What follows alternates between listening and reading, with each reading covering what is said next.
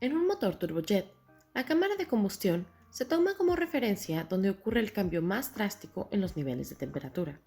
En esta etapa se manejan los mayores valores de presión y temperatura, a magnitudes tan altas que los materiales de las aspas de las turbinas no podrían soportarlos sin sufrir daños colaterales.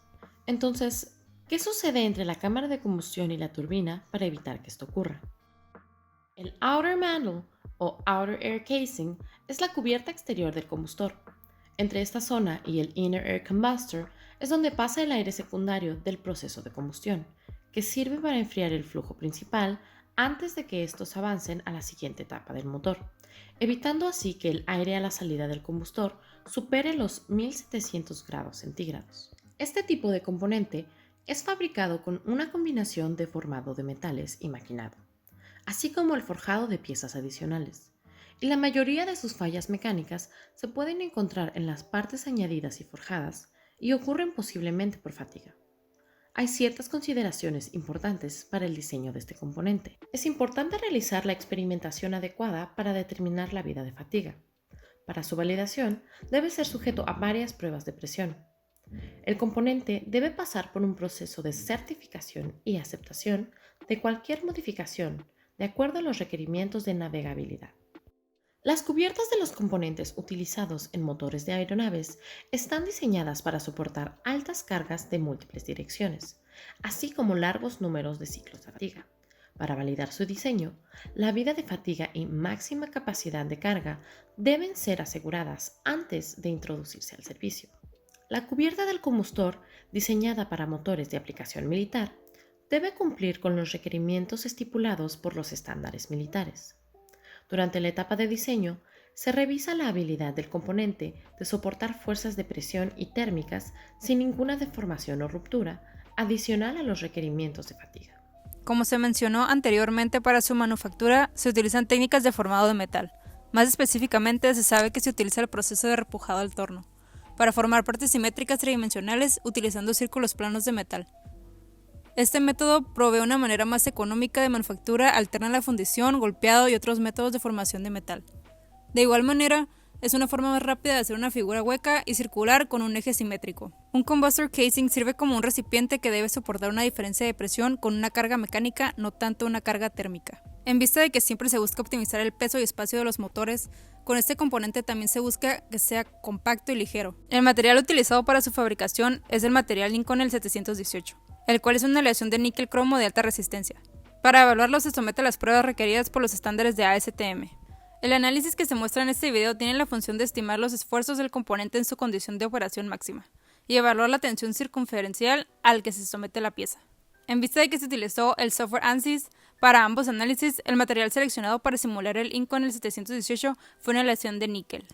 Al intentar generar el mallado, se presentaron errores, por lo cual no fue posible generarlo automáticamente. Para lograr que el mallado fuese generado exitosamente, se modificaron el orden y tamaño de los elementos, utilizándose un orden lineal y un tamaño de 5 milímetros. Adicionalmente, se utilizó la herramienta de close vertices, ya que al entrarse estos y sus edges muy cercanos entre sí causaban la dificultad para generar el mallado.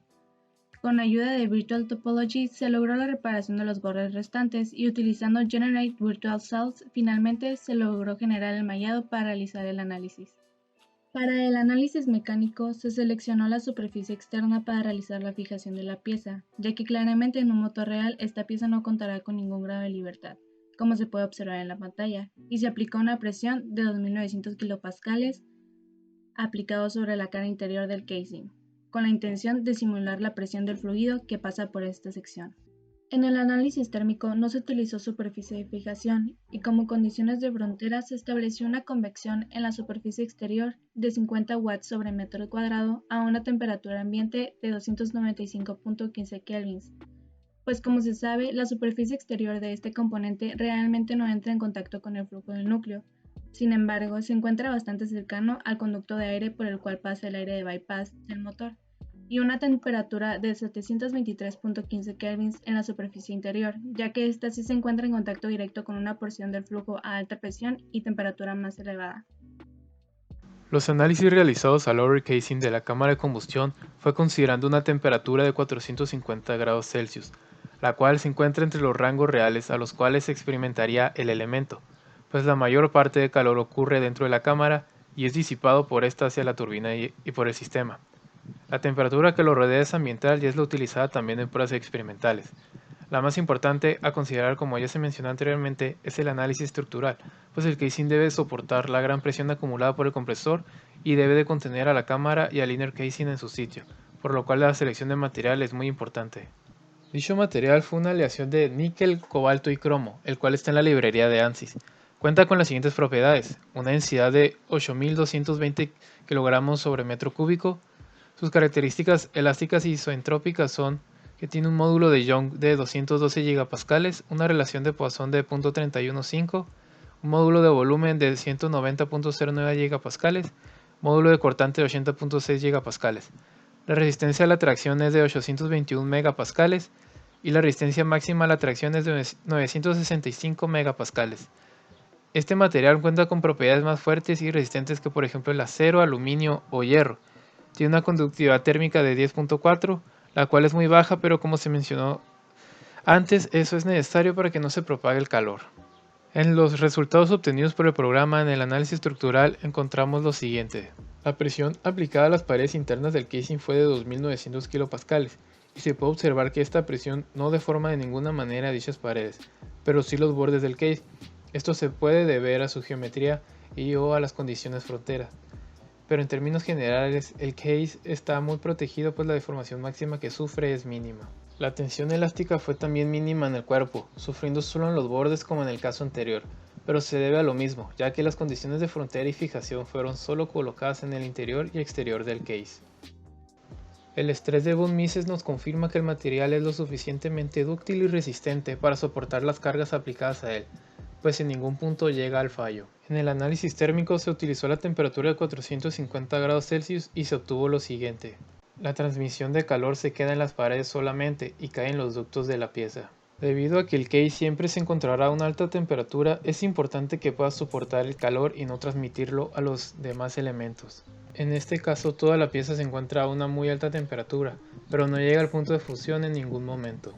Los investigadores han visto que, en el caso de componentes críticos del motor, el modo de falla más predominante es la fatiga. La fatiga es un tipo de fractura que ocurre en materiales que están sujetos a tensiones cambiantes o variables con el tiempo. La fatiga es un problema importante en muchas de las máquinas y dispositivos modernos que usamos hoy en día, como aviones, automóviles, locomotoras, puentes y muchas máquinas mecánicas. La fatiga es causada principalmente por el entorno en el que se utilizan los materiales. Por lo mismo es importante hacerle pruebas de fatiga a esta pieza, pues cumple con las condiciones de que siempre estará a cargas cambiantes y se deben aplicar por ciclos.